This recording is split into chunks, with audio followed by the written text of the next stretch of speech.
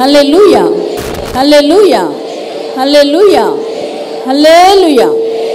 దేవునికి మహిమ కలుగును గాక. ప్రభునామములో మీ అందరికీ వందనాలు. యెషయా గ్రంథం చూసుకుందాము. 35వ అధ్యాయం 1-2 వచనాలు.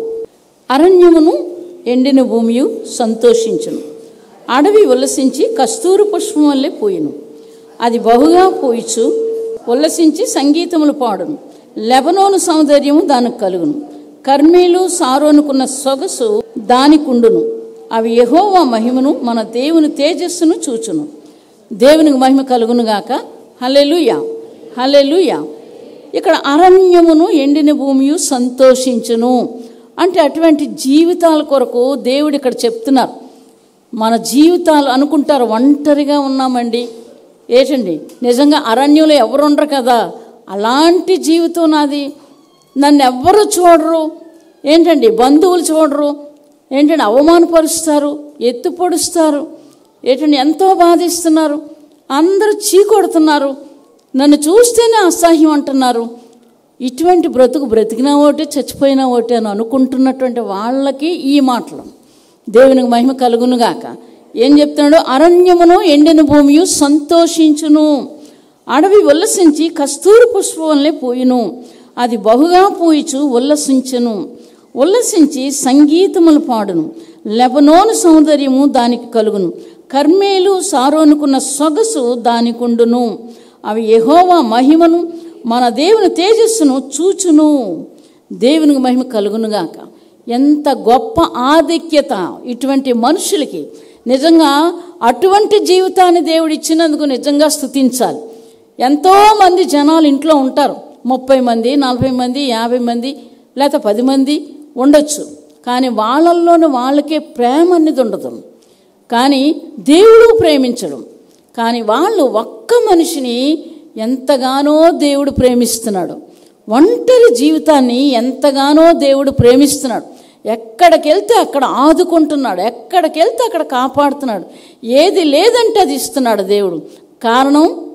కారణం నీ పరిస్థితిని దేవుడు తెలుసు. నువ్వు దేవుడిని ప్రేమిస్తున్నావు కాబట్టి దేవుడు నిన్ను విడిచిపెట్టడు అనుకుంటారు, లోకం అనుకుంటుంది. ఎప్పుడైతే దేవుడిని ప్రేమిస్తారో కష్టాలు, శ్రమలు, ఇబ్బందులు, బాధలు ఉంటాయి, కానీ దేవుడు వారిని విడిచిపెట్టడు.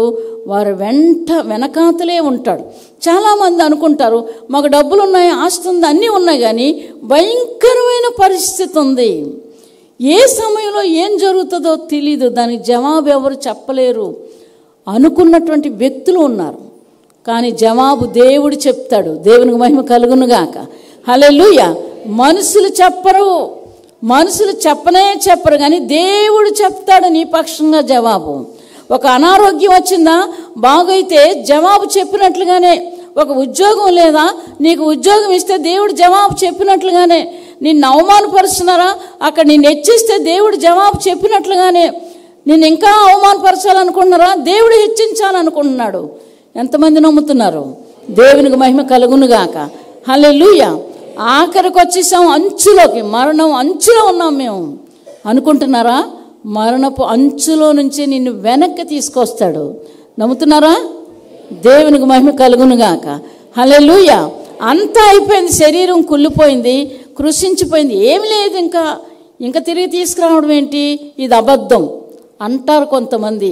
అబద్ధం కాదు, అది నిజం అది. దేవునికి మహిమ కలుగునుగాక.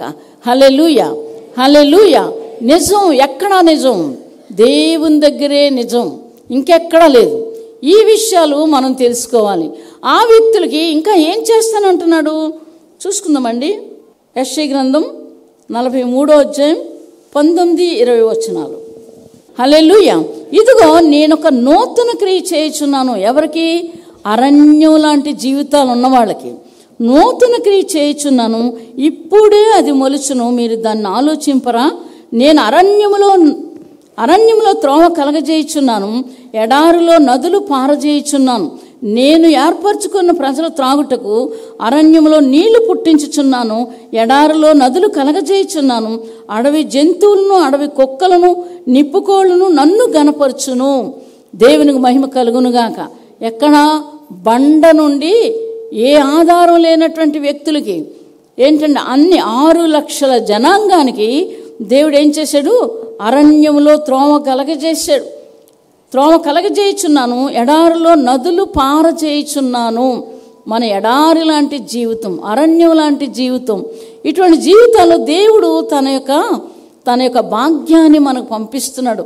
ఏం చేస్తున్నాడు? నీటి ఓటల్ని దేవుడు ఇస్తున్నాడు. ఎంత ఆశ్చర్యకార్యం. కాబట్టి ఒంటరిగా ఉన్నానే లేకపోతే ఈ నిమిషంలో నన్ను చంపడానికి వస్తున్నారే చాలామంది అంటారు. చంపేస్తారు అయిపోయిందని. చంపలేరు వాళ్ళు. దేవునికి మహిమ కలుగునుగాక. వాళ్ళు అనుకుంటారు చంపేస్తాం ఈరోజు, వీళ్ళు ఫినిష్ అయిపోయింది వీళ్ళ జీవితం అని వాళ్ళు అనుకుంటారు. కానీ నువ్వు అనుకోకూడదు. నీకెవరున్నారు? దేవునికి మహిమ కలుగునుగాక. నీ వెనకాతల ఆకాశమంత దేవుడు. నేను ఎప్పుడు అనుకుంటాను, ఎవరైనా ఏదైనా చేస్తుంటే ఆకాశమంత దేవుడు, భూమి అంత పాదాలు కలిగిన దేవుడు నాకు తోడై ఉన్నాడు. కాబట్టి నాకేమీ జరగదు, అలాగే దాటిపోతాయి. అనుకున్న పనులు జరగవు. దేవునికి మహిమ కలుగునుగాక. హల్లెలూయా, హల్లెలూయా. కాబట్టి దేవుడు ఎంత గొప్పోడో మనం ఒంటరి జీవితాల్లో వెతకడం నేర్చుకోవాలి. ఆయన పట్టుకోవడం నేర్చుకోవాలి. ఆయనకు మహిమ తీసుకురావాలి.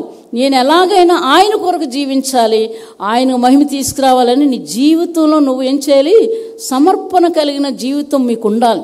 ఏంటంటే ఆయన కొరకు నాటబడే జీవితం ఉండాలి, ఆయన కొరకు జీవించే జీవితం ఉండాలి, ఆయన కొరకు బ్రతికే బ్రతుకు ఉండాలి.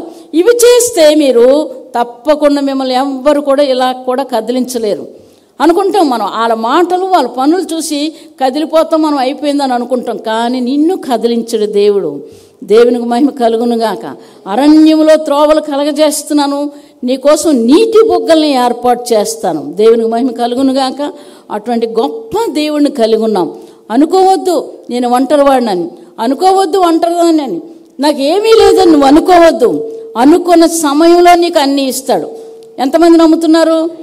దేవునికి మహిమ కలుగునుగాక. ఓసారి చెప్పాను, ఒక ఆమె ఇక్కడ ఎంఈపీలో ఉంటారు, ఆయన అయితే ఇంజనీరే, మంచి శాలరీ, 2 కొడుకులు. అయితే ఆమె ప్రభువుని నమ్ముకుందని ఏమీ కొండ మానేశారు. చెప్పులు కానీ, ఇంట్లో సబ్బు కానీ, లేకపోతే ఆవిడ తినడానికి ప్రత్యేకంగా ఏమని కానీ, ఈ పిల్లలు తిన్నంత మట్టుకే చూస్తాడు, ఆవిడకైతే ఏమీ చూడడం. అయ్యేసరికి చెప్పులు లేవు, ఊరు వెళ్ళాలనుకుంటున్నాను, చెప్పులు లేవు, ఇంట్లో టీ పొడి లేదు, తర్వాత సబ్బులు లేవు, ఇవన్నీ పెట్టుకొని ప్రార్థన చేసింది. ఇప్పుడు ఉన్నారు ఆవిడ, పద్మావతి గారని, చాలా మంచి విశ్వాసి. దేవునికి మహిమ కలుగునుగాక. అయితే అలా ప్రార్థన చేస్తుంటే ఒక ఆయన పార్ట్నర్ ఏం చేశాడు, ఒక బ్యాగ్ వేసుకొని వెళ్ళిపోతున్నాడు ఆవిడ ముందు నుంచి. ఇందా చెప్పినట్లుగానే ఉంటుంది. ఆవిడ చెప్తారు, ఆవిడ మాకు బాగా తెలుసు. అయిసరి బ్యాగ్ వేసుకుని వెళ్ళిపోయి వెనక్కి తిరిగి చూశాడు. ఈవిడేంటి గుమ్మాలో నిల్చుంది. ఆవిడ కాసి చూశాడు. దగ్గరికి వచ్చి నీకేమైనా అవసరం ఉందా అని అడుగుతున్నాడు ఆయన. చూసారా, నాకు అవసరం అయితే ఇతనికి ఎందుకు అనుకుంటుందట మనసులోని. ఈ మనిషికి ఎందుకు, ఇతనికి ఎందుకు అని అనుకుంటుంది. నీకు అవసరం ఉందా ఇలాగే అంటున్నాడు. అప్పుడు ఏమో దేవుడుగా నేను చెప్తున్నారా ఇతనికి అనేసి అనుకొని, నాకు అవసరం ఉంది అన్నారు. నీకేం అవసరం ఉందో నాకు తెలుసని ఆవిడ ఏమైతే అడిగిందో అవన్నీ తీసి ఆవిడకి ఇచ్చాడు. ఆశ్చర్యపోయిందంట. దేవునికి మహిమ కలుగునుగాక. కొంత డబ్బు కూడా ఇచ్చాడు ఆయన. ఆవిడెక్కడ, ఆయన ఎక్కడ? ఆశ్చర్యకార్యాలు అంటారు. అందుకే ఆశ్చర్యకార్యాలు. దేవునికి మహిమ కలుగునుగాక. అలాగా ఇప్పుడైతే అభివృద్ధిలోకి వచ్చింది, కానీ ఎంఈపీ కాలనీ ఆ సందుల్లోకి ఎవ్వరు వెళ్ళరు. అలాగుండేది ఒకప్పుడు. ఎప్పుడు 32 సంవత్సరాలు ఇలా ఉంటుంది. అటువంటి భయంకరమైన పరిస్థితుల్లో సహాయం ఆవిడికి చేస్తే, ఇలాంటి సహాయాలు అనేకమైన చేశాడు. మరి మీకు చేయడా? మరణం అంచులోకి మీరు వెళ్ళిపోతే బ్రతికించడా? మీరు నమ్మలేకపోతే ఏమి చేయలేం. నమ్మితే దేవుని మహిమను చూస్తారు. అందుకే ఇక్కడ చెప్తున్నారు ఏమని, యెహోవా మహిమనట చూస్తారట. ఇక్కడ అరణ్యమును ఎండిన భూమియు సంతోషించును, అడవి ఉల్లసించి కస్తూరి పుష్పం వల్లే పోయిను, అది బహుగా పోయిచు ఉల్లసించి సంగీతములు పాడును. లెబనోను సౌందర్యము దానికి కలుగును, కర్మేలు సారోనుకున్న సొగసు దానికి ఉండెను. అవి యెహోవా మహిమను, మన దేవుని తేజస్సును చూచును. ఎంత మంచి మాటలు దేవుడు చెప్తున్నాడు. దేవునికి మహిమ కలుగునుగాక. హల్లెలూయా. యెహెజ్కేలు గ్రంథం చూసుకుందామండి. యెహెజ్కేలు గ్రంథం 18వ అధ్యాయం 29, 30, 31, 32 వచనాలు. మనం చేయవలసిన పనులవి. మనం చేయవలసిన పనులవి. అయితే ఇశ్రాయేలు యెహోవా మార్గము న్యాయము కాదని చెప్పుచున్నారు. మూర్ఖులు ఇలాటోళ్ళు ఉంటారు. ఇశ్రాయేలులారా, నా మార్గము న్యాయమే గాని మీ మార్గము న్యాయము కాదు, దేవుడు చెప్తున్న మాట. కాబట్టి ఇశ్రాయేలీయులారా, ఎవని ప్రవర్తనను బట్టి వానికి శిక్ష విధింతును. మనస్సు త్రిప్పుకొని మీ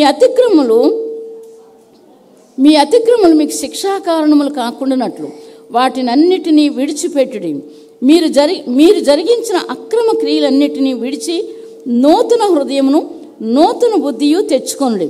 ఇశ్రాయేలులారా, మీరెందుకు మరణము నొందుదురు? ఇదే ప్రభువు యెహోవాకు. మరణము నొందునవాడు మరణము నొందుటను బట్టి నేను సంతోషించువాడును కాను.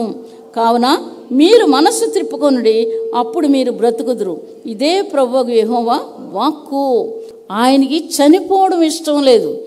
ఏ మనిషి చనిపోవడం ఇష్టం లేదు. ఏంటి వీళ్ళకి శిక్ష రావట్లేదు? ఇన్ని గొప్ప అన్యాయాలు చేస్తున్నారు, ఇన్ని అక్రమాలు చేస్తున్నారు, ఇన్ని భయంకరమైన పనులు చేస్తున్నారు, వీళ్ళకి ఎందుకు రాలేదు శిక్ష? నీతిమంతులు అనుకుంటారు. వాళ్ళు మరణం పొందడం దేవుడికి ఇష్టం లేదు. ఎప్పుడైనా మనసు తిప్పుకుంటే దేవునికి ఇష్టమే. కానీ అలా చెయ్యరు కాబట్టి ఏమొస్తుంది? మరణం తప్పకుండా వస్తుంది. మీ అతిక్రమాలు బట్టి మీకు శిక్ష తప్పకుండా విధిస్తానని దేవుడు చెప్తున్న మాటలవి. కాబట్టి వినడం నేర్చుకోవాలి. మనసులో ఏమున్నాయో ఒప్పుకొని విడిచిపెట్టడం నేర్చుకోవాలి. దేవుడు అరణ్యాన్ని నీటి మడుగులుగా చేస్తాడు. మీ అరణ్యం లాంటి జీవితాల్ని నీటి మడుగులుగా చేస్తాడు. ఎంతోమంది జీవితాలను అలా చేయబట్టే ఈనాడు అన్య జనాంగాలు దేవుని సన్నిధికి వస్తున్నారు. అన్యులు ఏం చేస్తున్నారు? విని ఇలా చూద్దాం, చేసి చూద్దాం అనుకుంటున్నారు. ఆ మనసు ఎప్పుడైతే వచ్చిందో వెంటనే దేవుని కార్యాలు చూస్తున్నారు. అవును, దేవుడు ఇంత గొప్ప కార్యాలు చేశాడని ఆశ్చర్యపోతున్నారు. దేవునికి మహిమ కలుగునుగాక.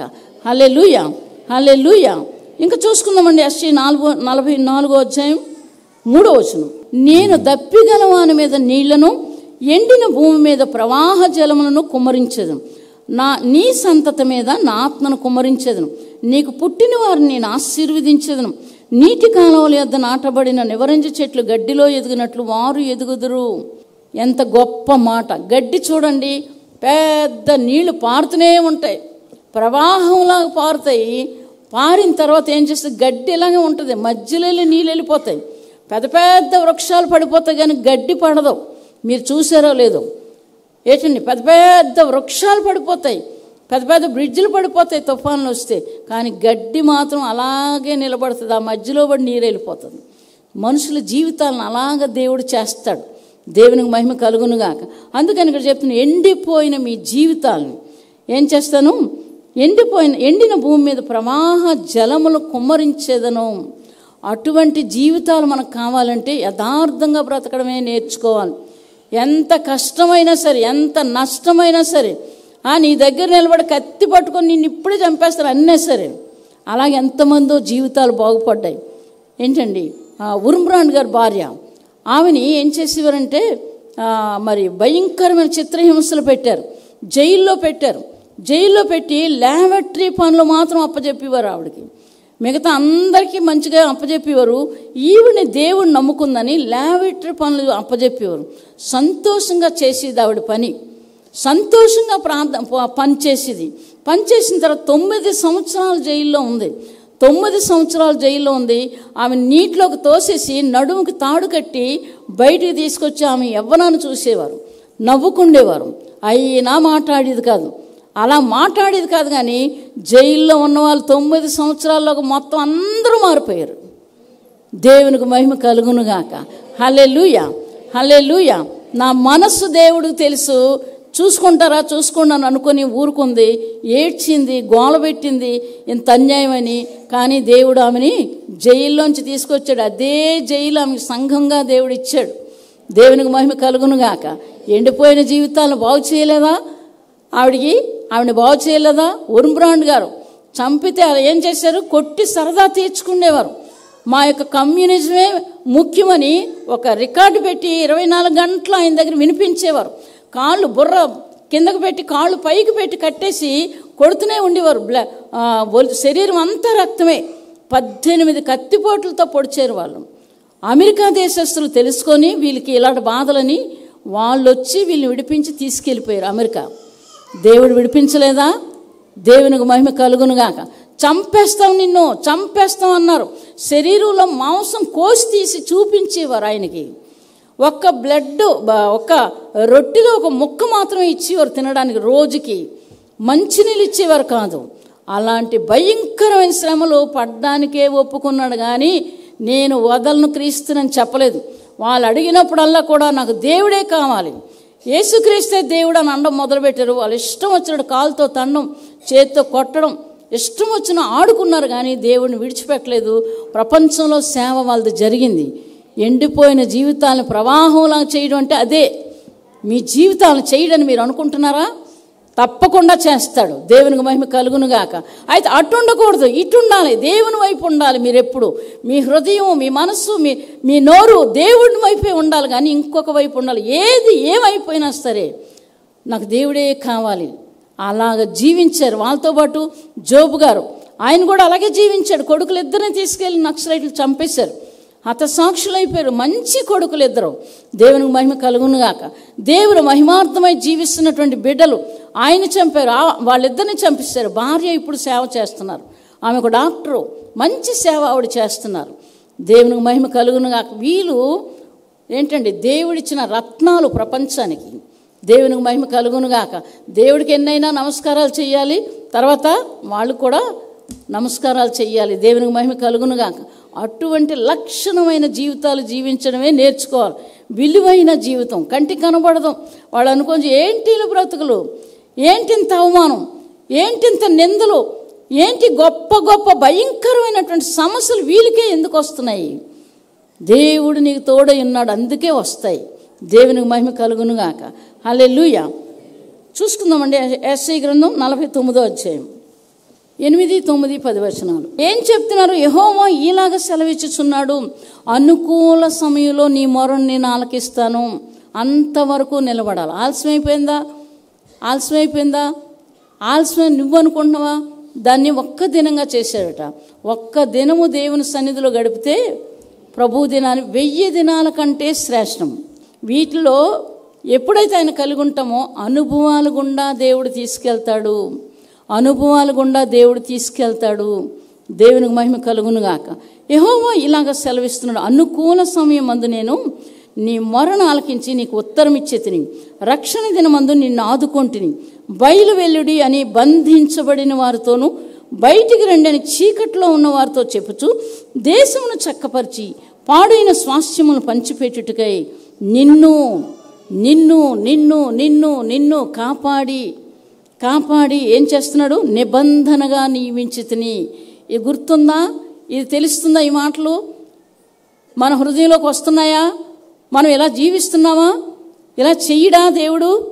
తప్పకుండా చేస్తాడు. నిన్ను కాపాడి ఫలానా స్థితిలో చావవలసింది నన్ను కాపాడాడు. ఎందుకు? నిన్ను ఆయన కొరకు వాడుకోవడానికి. ఆ భయంకరమైన పరిస్థితిలో నిన్ను తప్పించాడంటే ఆయన కొరకు నువ్వు జీవించడానికి నిబంధనగా నిన్ను చేశాడు. మీరు అనుకోవచ్చు, నేనేం చేస్తాను, నేనేం ప్రార్థన చేయగలను, నేనేం వాక్యం చెప్పగలను, లేకపోతే నేనేం మాటలు చెప్పగలను, నేనేం ఉద్యోగాన్ని పనికొస్తాను, దేనికి పనికిరాను, నేను ఎడారిలాగా ఉంది నా బ్రతుకు అని మీరు అనుకుంటున్నారు. ఒక్కరిగా మీరు అనుకుంటున్నారు. తల్లి మాట వినరు, తండ్రి మాట వినరు, ఎవరి మాట వినరు. ఎందుకు ఇలాగైపోయింది నా బ్రతుకని బాదుకున్న వాళ్ళు కూడా తెలుసు, బాదుకుంటారు. అలాగా దేవుడు ఉన్నాడని తెలియక. కాబట్టి ఇక్కడ ఏం చెప్తున్నారు? దేశమును చక్కపరిచి, ఒక్కరు నిలబడి దేశమును చక్కపరిచి పాడైన స్వాస్థ్యమును పంచిపెట్టుటకై నిన్ను కాపాడి ప్రజలకు నిబంధనగా నియమించితిని. మార్గములో వారు మేయుదురు, చెట్లు లేని మెట్టలన్నిటి మీద వారికి మేపు కలుగును. వారు యందు కరుణించువాడు వారిని తోడుకొని పోవచ్చు, నీటి బొగ్గల యొద్ద వారిని నడిపించును. కాబట్టి వారికి ఆకలి అయినను దప్పి అయినను కలగదు, ఎండమావులైనను ఎండ అయినను వారికి తగలదు. ఈ మాటల్ని అర్థం చేసుకొని తీసుకోవాలి, హృదయంలో పెట్టుకోవాలి. ఇక్కడ ఇలాగుంది కదా, నా పరిస్థితి ఇలాగుంది, ఈ వాగ్దానం నా పట్ల నెరవేర్చు ప్రభు అని ఎప్పుడైతే ప్రార్థన చేస్తారో తప్పకుండా మీకేం చేస్తాడు? నీటి బొగ్గల యొద్దకు నడిపిస్తాడు. దేవునికి మహిమ కలుగునుగాక. హల్లెలూయా, హల్లెలూయా. చీకట్లోంచి విడిపిస్తాడు, వెలుగులోకి తీసుకొస్తాడు. దేవుడు వెలుగులోకి తీసుకొస్తాడు, ఇటువంటి అన్నీ చేస్తాడు. ఇక 35వ అధ్యాయంలో మరలా చూసుకుందామండి. యెషయా గ్రంథం 35వ అధ్యాయం 6-7 వచనాలు. రాజు మార్గాలు, వాళ్ళకి దేవుడు నమ్ముకున్నటువంటి వ్యక్తులకి రాజు మార్గాల్ని దేవుడు ఏర్పాటు చేశాడు. మీరు అనుకుంటా, ఏటి భయంకరమైన శోధన! కుంటివాడు దుప్పి వెలే గంతులు వేయును, మూగవాని నాలుక పాడును, అరణ్యములో నీళ్లు ఉపుకును, అడవిలో కాలువలు పారెను, ఎండమావులు మడుగులగును, ఎండిన భూమిలో నీటి బుగ్గలు పుట్టును, నక్కలు పండుకొని వాటి ఉనికి పట్టులో జమ్మును, తొంగగడ్డియు మేతయు పుట్టును. అక్కడ దారిగానున్న రాజు మార్గము ఏర్పడును, అది పరిశుద్ధ మార్గం అనబడును. అది అపవిత్రులు పోకూడని మార్గం, అది మార్గమును పోవరికి ఏర్పరచబడును.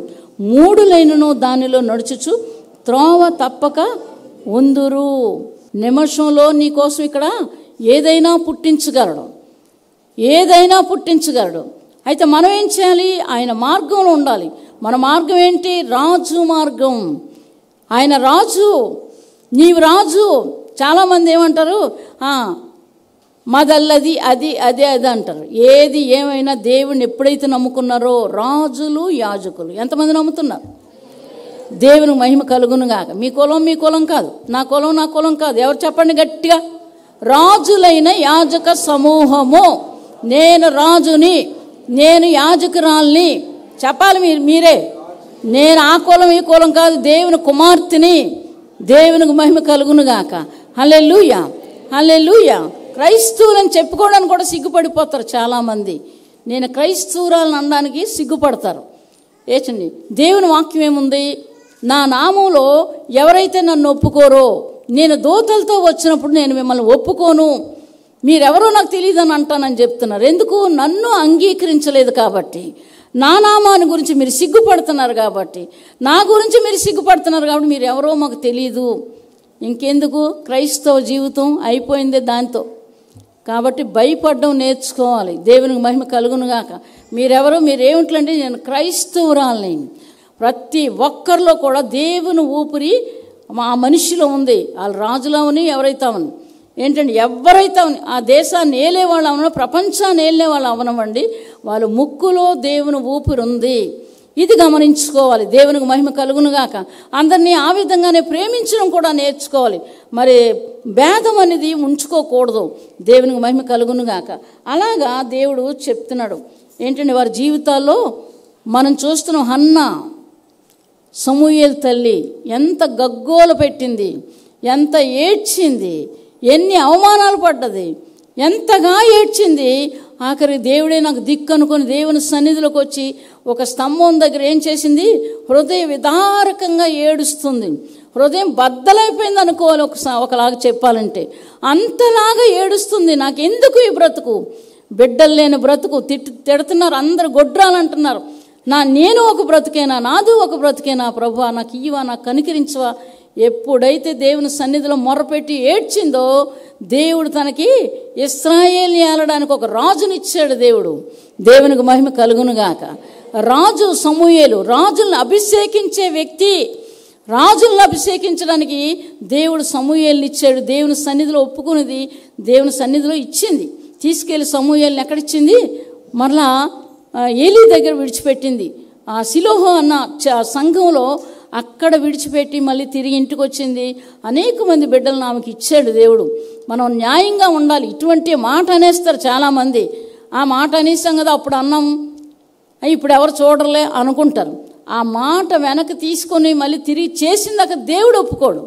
మీరు అనుకుంటున్నారు ఎప్పుడో అన్నాం కదా, ఎప్పుడో అన్నాం, ఇప్పుడు ఎవరు చూసారో అనుకుంటున్నారు. కానీ ఏ మాట అయితే అంటారో ఆ మాట జరిగించుకోవడం నేర్చుకోవాలి ఎవరైనా సరే.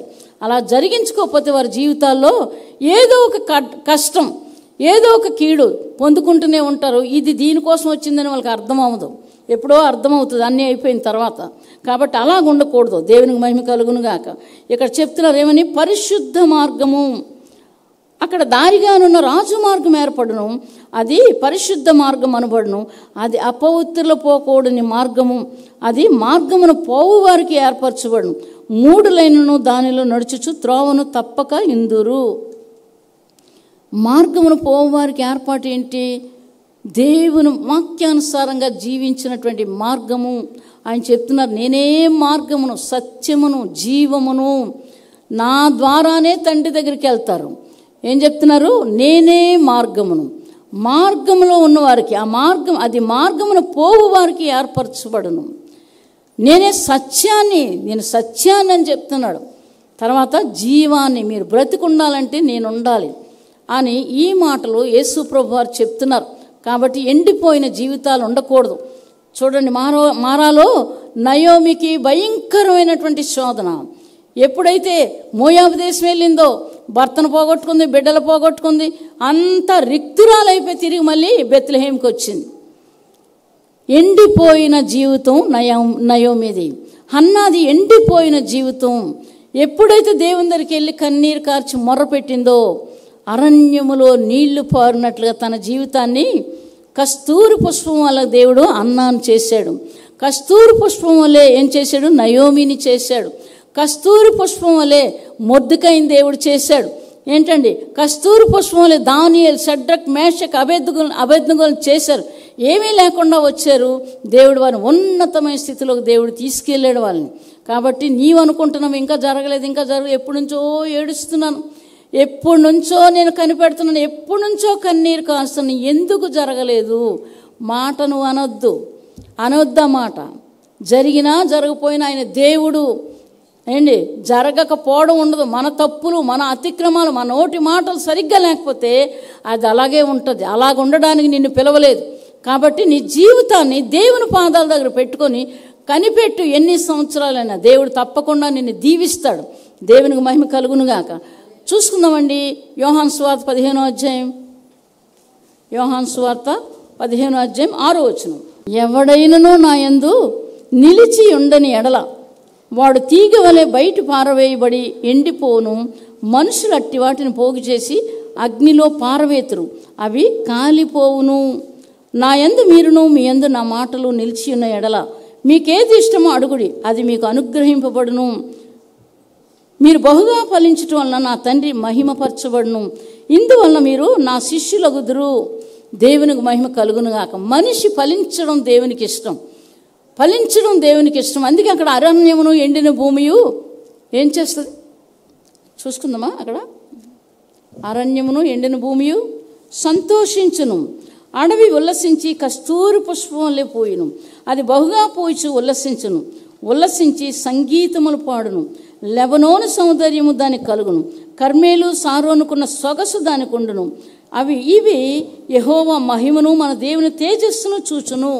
ఇక్కడ అన్ని ఆశీర్వాదాలు దాచించాడు ఇటువంటి చెట్లకి, ఇటువంటి జీవితాలకి, ఇటువంటి పడిపోయిన బ్రతుకులకి, ఎండిపోయిన బ్రతుకులకి దేవుడు ఎంతో ఆశీర్వాదాన్ని ఉంచాడు. అది పోగొట్టుకుంటున్నారు అవిశ్వాసం వల్ల, దేవుడి మీద సనగటం వల్ల దేవుని కార్యాలు చూడలేకపోతున్నారు. నేను ఈ మాట అంటున్నాను, అనొద్దని దేవుడు చెప్పాడు కదా, సృష్టికర్త అయిన దేవుడు చెప్పాడు కదా.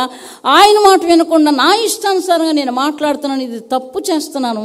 పశ్చాత్తాపం పడి మానేయాలి. మీరు మరలా నా యొద్దకు తిరిగి రండి. యెహెజ్కేలుని మీ మనస్సు మార్చుకోండి, మీ హృదయం మార్చుకోండి, మీరు బ్రతుకుతారు, మీరు చావడం నాకు ఇష్టం లేదు అని యెహెజ్కేల్లో దేవుడైన యెహోవా యెహెజ్కేలుతో చెప్తున్న మాటలు ఈరోజు మనతో కూడా చెప్తున్న మాటలు. ఎవరైనా ఆ విధంగా జీవిస్తే మనస్సు మార్చుకోవడం నేర్చుకోవాలి. దేవుడిగా హృదయంలో విశ్వాసించి కష్టమైన నిలబడడం నేర్చుకోవాలి. ఏంటండి? ఒంటరిగా ఉన్నవా? నిలబడు. నీకు దేవుడు గొప్ప కార్యాలు నీకు చేస్తాడు, ఒక్కల పట్ల చేస్తాడు. ఎంతమంది నమ్ముతున్నారు? దేవునికి మహిమ కలుగునుగాక. ఎక్కడి నుంచి పిలిచాడు? అరణ్యంలోంచి పిలుచుకున్నాడు మోషేని. చూసారా? ఏంటండి? వాళ్ళ మామ దగ్గర ఉంటే మందను వేయడానికి వెళ్ళాడంటే వాళ్ళ ఇంట్లో పని చేస్తున్నాడు. యాకోబుని ఎక్కడి నుంచి పిలుచుకున్నాడు? తిరిగి మీ ఇంటికి వెళ్ళంటాడు, మీ దేశం వెళ్ళంటాడు. ఇక చేసావు, ఇక్కడ సేకరి చాలు, మీ దేశానికి వెళ్ళంటాడు యాకోబుని. ఏంటండి? అబ్రహాముని తల్లిదండ్రులు విడిచి నువ్వు ఒక్కడే రా అంటాడు. వచ్చిన ఏం చేశాడు? ఆశీర్వదించలేదా? దేవుడు విడిచిపెట్టాడు అబ్రహాముని. ఈ ఆఖరు ప్రకటన గ్రంథం ముందు దాకా కూడా అబ్రహాం గురించి రాయబడ్డది. అబ్రహాము సంతానము, నక్షత్రాలు, ఇస్సక అలాగ ఎంచుకొని ఒక్కడనే అబ్రహాం గురించి దేవుడు పిలుచుకున్నాడు. ఒక్కడు నడిచి వచ్చేసాడు. ఏంటంటే నడిచి వచ్చేసాడు, దేవుని మాట విన్నాడు, దేవుడు అత్యధికంగా ఆశీర్వదించాడు. దేవునికి మహిమ కలుగునుగాక. లేట్ అయినా, ఆలస్యమైనా, మరణమైనా, ఆకలైనా, బట్టలు లేకపోయినా, ఏమి లేకపోయినా, మనుషులు లేకపోయినా, చీ చీ చీ అంటున్న అందరూ నేను చీ అన్నా, నిలబడు. దేవునికి మహిమ కలుగునుగాక. హల్లెలూయా, హల్లెలూయా. నిలబడు. దేవుడు చేస్తాడు, దేవుడు చేస్తాడు. ఏంటండి దేవుడు చేస్తాడు. ఆహారం లేదా ఎవరిని అడగకు, దేవుడిని అడుగు, తప్పకుండా దేవుడికి ఇస్తాడు. దేవునికి మహిమ కలుగునుగా. కష్టకాలం అనేకమైన విధాలుగా అన్ని అనుభవాలు దేవుడు నాకు ఇచ్చాడు దేవుని కృప వలన. ఏంటండి జైలు కోటే వెళ్ళలేదు అంటే చిన్నప్పుడు వెళ్ళానులేండి, ఎందుకంటే మాకు హోటల్ ఉండేది కాబట్టి అక్కడ వాళ్ళకి డబ్బు ఇచ్చేవారు. మాకు ఇస్తే మేము చిన్నపిల్లలం కాబట్టి మమ్మల్ని పంపించేవారు.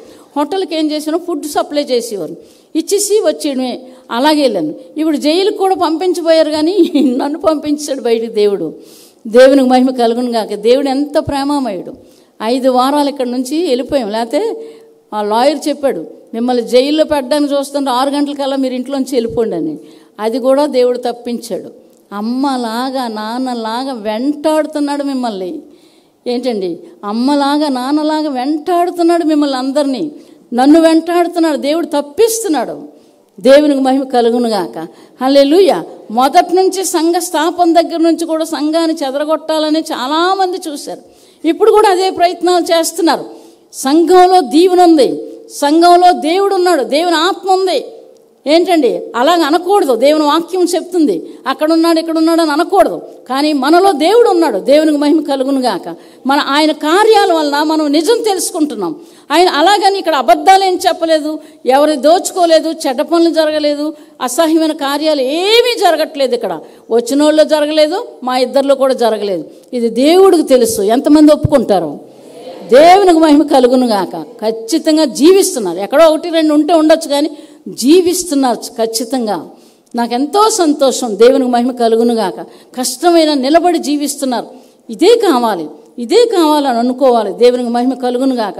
అయితే ఇప్పుడు చెప్తున్నారు ఏమని, ఇక్కడ 6వ వచనంలో, ఎవడైనను నా యందు నిలిచి ఉండని ఎడలా వాడు తీగ వలె బయట పారవేయబడి ఎండిపోవును, మనుషులు అట్టి వాటిని పోగు చేసి అగ్నిలో పారవేతురు, అవి కాలిపోవును. మీ జీవితాలు కాలిపోకూడదు, కాలిపోకూడదు. ఎండిన భూమి సంతోషించును, అలా ఉండాలి. ఎప్పుడు కాలిపోతాయి? దేవుని మాట వినక, మనుషులు ప్రేమించక, మనిషిని మనిషిగా ప్రేమించక, నువ్వు నేను తారతమ్యం, ఎత్తు ఏంటండి, పొడుగు పొట్టి, తక్కువ ఎక్కువ, ఇలాంటివన్నీ చూడడం వలన జీవితాలు అవతలను బాధపడతారని మనస్సు ఉండాలి. బాధపడతారు అవతల, నేను ఈ పని చేయకూడదన్న ఉద్దేశం ఉండాలి. నాకు ఎలాగైతే మంచిగా బిర్యానీ కావాలి, మంచి మటన్ కావాలి, మంచి చికెన్ కావాలి, మంచి చేపలు కావాలి, అన్నీ కావాలి. నాకు అవతల వ్యక్తి ఆశ ఉండదా? ఉంటుందా లేదా? లేదు, డబ్బులు లేవు కానీ ఆశ అయితే ఉంటుంది. కాబట్టి ఆ సంగతి నువ్వు గ్రహించేటప్పుడు నువ్వేమాలి, అవతల నీ దగ్గర ఆ వ్యక్తి ఉన్నప్పుడు నీ దాంట్లో కొంచెం పెట్టాలి, అన్నీ పెట్టాలి. అది మంచి మనస్సు. దేవునికి మహిమ కలుగునుగాక. హల్లెలూయా. కొంతమంది చేసుకోగలరు, కొంతమంది చేయలేరు. కొంతమంది అన్నీ ఉంటాయి చేసుకోలేరు, కొంతమంది ఏమీ లేక తినలేరు. ఏంటంటే ఇటువంటి పరిస్థితులు ఉంటాయి. ఎంత ఈ హాల్ అంత డబ్బు ఇవ్వండి, ఇంకా ఎక్కడైనా ఉందా, ఇంకొక హాల్ అంత డబ్బు కావాలంటారు. అన్నం పెట్టండి కడుపు నిండా, ఇంక చాలమ్మా అంటారు. దేవునికి మహిమ కలుగునుగాక. హల్లెలూయా, హల్లెలూయా. జీవించడం నేర్చుకోవాలి. అది ఆ వ్యక్తులు ఈ అరణ్యములాగా, అరణ్యమును ఎండిన భూమి సంతోషించును, అడవి ఉల్లసించి కస్తూరి పుష్పంలే పోయిను. నేను ఒక మాట చెప్తున్నాను, మీరందరూ జాగ్రత్తగా వినాలి. ఏంటంటే ఈ సంవత్సరం వచ్చే సంవత్సరం నాకు తెలియదు కానీ చాలా దీవించబడతారు. దేవుడు చెప్పిన మాట మీకు చెప్తున్నాను. దేవునికి మహిమ కలుగునుగాక. హల్లెలూయా. అందుకు మాట తప్పకుండా దేవుని కార్యాలు మీరు చూస్తారు, దేవుని కార్యాలు చూస్తారు, గొప్ప విడుదల మీకు వస్తుంది. ఎందుకు చెప్తున్నానంటే ఆ మాటను బట్టి నేను చెప్తున్నాను. దేవునికి మహిమ కలుగునుగాక. హల్లెలూయా. తప్పకుండా దీవిస్తాడు, తప్పకుండా దీవిస్తాడు దేవుడు. అయితే మీరు నమ్మకంగా దేవుని మాట విని దేవుని మందిరంలో ఉండి దేవునికి ఇష్టమైన పనులు మీ జీవితాలు, సొంత జీవితాల్లో కూడా మీరు ఎప్పుడైతే చేస్తారో, మిమ్మల్ని ఆశీర్వదించకపోతే నన్ను అడగండి. నన్ను అడగండి, నన్ను ఆశీర్వదిస్తాడు, నన్ను ఆశీర్వదిస్తాడు, నా బిడ్డను ఆశీర్వదిస్తాడు. దేవుడు వాగ్దానాలు చెప్తున్నాడు నాకు. సీయోనులోంచి యెహోవా నిన్ను ఆశీర్వదించునుగాక. నీవు నాటువు, అటువంటి భూమి నీకు ఇస్తాను. నీవు నీళ్లు తవ్వు, అటువంటి నేల నీకు ఇస్తాను. నువ్వు కట్టుకోవు, అటువంటి ఇల్లు ఇస్తాను నీకు. ఇశ్రాయేలుకి దేవుడు ఇచ్చాడు. వెళ్ళిపోతుంటే వాళ్ళు ఏం చేశారు? తిన్నగా మేము మంచోళ్ళం, మోషే యెహోషువ వీళ్ళందరూ కూడా మీ రాజ్యంలోంచి తిన్నగా వెళ్ళిపోతాం, మేము నీళ్ళు ముట్టుకోము, ఏంటండి మీ పళ్ళు కోసుకోము, ఏమీ కోసుకోము, మేము అవతలకి వెళ్ళిపోతాం, కొండ అవతలకి వెళ్ళిపోతాం అంటే ఒప్పుకోలేదు వాళ్ళు. మేము యుద్ధం చేస్తాం అనుకుని యుద్ధం చేయడానికి ముందు వచ్చారు. అప్పుడు దేవుడి దగ్గర అడుగుతాడు మోషే, యుద్ధం చెయ్యు, ఆ రాజ్యం తీసుకో అంటాడు దేవుడు. నేను నీకు తోడై ఉంటానని. అంతే, చచ్చిపోతారు వాళ్ళు. యుద్ధం చేస్తారు, వాళ్ళ మనుషుల్ని, వాళ్ళ బంగారాన్ని వాళ్ళు మొత్తం దోచుకొని తెచ్చుకుంటారు. దేవుడు ఏం చేస్తాడంటే, ఇలా ఇంత ఇంత ఇంత మీరు పంచుకోండి, ఇదిగో కొంత దేవుడికి ముందు ఇంత మీరు ఇవ్వండి, ఆయన మందిరంలో ఆ ధనాగారంలో మీరు పెట్టండి, మీరు ఇలాగ పంచుకోండి అని చెప్పి లేవీయులకి 2 వంతులు ఇవ్వండి అని చెప్పి ఇప్పిస్తాడు దేవుడు. అలాగే వెళ్ళిన దగ్గరల్లా కూడా వాళ్ళు చెప్తారు, మేము తిన్నగా వెళ్ళిపోతాం, మేము ఏమి చెయ్యమని అంటే ఒప్పుకోలేదు. ఒప్పుకోకపోతే ఆ దేశాలన్నింటినీ కూడా దేవుడు ఏం చేస్తాడు? వీళ్ళకి అప్పచెప్తాడు. అప్పచెప్పినప్పుడు వాళ్ళు అంతా అయిపోయి కనాన్ దేశం దగ్గరికి వచ్చినప్పుడు వాళ్ళకి దేశాన్ని పంచిస్తాడు దేవుడు, పంచిస్తాడు.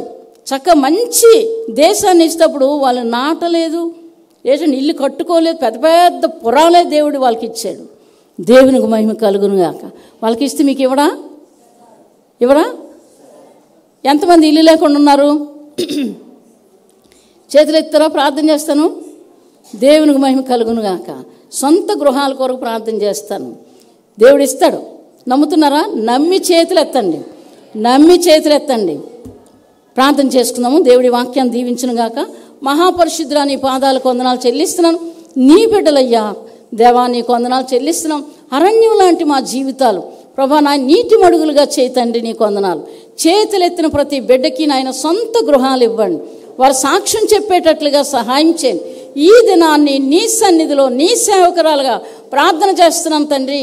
ఆకాశం తెరిచి ప్రభా వాళ్ళకి నాయన గృహాలు ఇవ్వమని అడుగుతున్నాను, సహాయం చేయండి దేవా. నీకు వందనాలు చెల్లిస్తున్నాను. మంచి మంచి గృహాలు ఇవ్వండి, పెద్ద పెద్ద పురాలు ఇవ్వండి, సహాయం చేయండి దేవా. నీకు వందనాలు చెల్లిస్తున్నాను దేవా. నాయన మీతో ఉండడానికి సహాయం చేయండి, పెద్ద పెద్ద పురాలు వారికి ఇవ్వండి, సహాయం చేయండి నాయన. ఇశ్రాయేలు ప్రభ ఇచ్చినట్లుగా నాయన ఈ బిడ్డలందరికీ మీరు ఇవ్వండి. మిమ్మల్ని ప్రభ నాయన అంతవరకు నాయన మీ కొరకు జీవించే బిడ్డలుగా చేయండి. పరిశుద్ధమైన జీవితాలు నాయన, ఆత్మీయ జీవితాలు, పరిశుద్ధాత్మతో నింపబడిన జీవితాలు బిడ్డలకు అనుగ్రహించండి. వారి చేతుల మీదకి, వారి శరీరాల మీదకి మీ ఆత్మ కార్యాలు వెళ్ళేలా సహాయం చేయండి. శత్రువును బంధించండి, సహాయం చేయండి. జీవాధిపతి నీకు వందనాలు. మా పట్ల మమ్మల్ని ఆశీర్వదించండి, దీవించండి తండ్రి. మీకు వందనాలు చెల్లిస్తున్నాను. నా బిడ్డను ఆశీర్వదించండి, సహాయం చేయండి. యేసుక్రీస్తు నామములో ఈ వాక్యం వారి హృదయంలో ఉండేలా సహాయం చేయండి. ఫలించి అభివృద్ధి చెందేలా సహాయం చేయండి. ఈ సంవత్సరంలో నాయన వారు మంచిగా ఇల్లులు కట్టుకోవడానికి, లేకపోతే స్థలాలు కొనుక్కోవడానికి ప్రభా మంచి మంచి గృహాలు కట్టుకొని అందమైన జీవితాలు, అందమైన హృదయంతో నిన్ను ఆరాధించడానికి వారందరినీ స్థిరపరిచి బలపరచమని ప్రభువును రక్షకుడైన యేసుక్రీస్తు నామమున అడిగి వేడుకొని ప్రార్థిస్తున్నాం తండ్రి. ఆమేన్. హల్లెలూయా, హల్లెలూయా, హల్లెలూయా.